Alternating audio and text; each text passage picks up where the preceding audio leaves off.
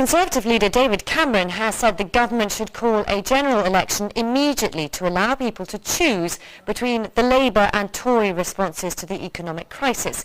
He said the government is putting the British economy and the pound at risk with what he called its £20 billion borrowing binge. Well, our political correspondent Gary O'Donoghue is in Westminster. What does David Cameron think is the solution to this economic crisis?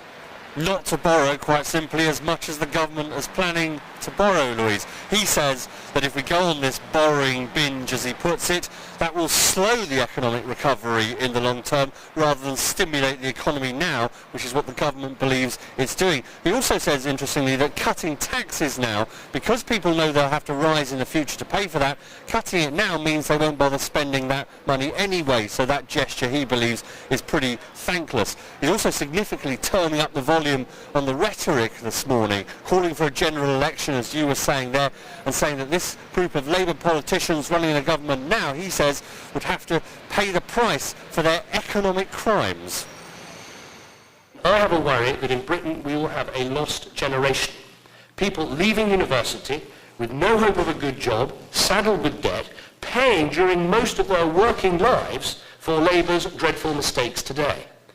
Every week the government is in power, it is mortgaging the future and doing it in a bigger and bigger way. OK, what about the government? What's their likely response?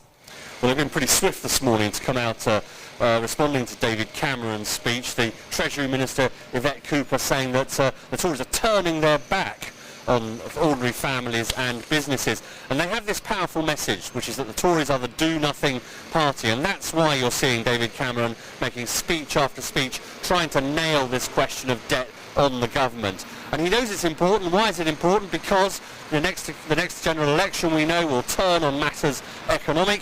And as things stand at the moment, another poll today suggesting that it's the Chancellor and Gordon Brown, rather than David Cameron and George Osborne, who are more trusted on the economy. OK, thank you, Gary. Now, the political row over the economy coincides with the announcement of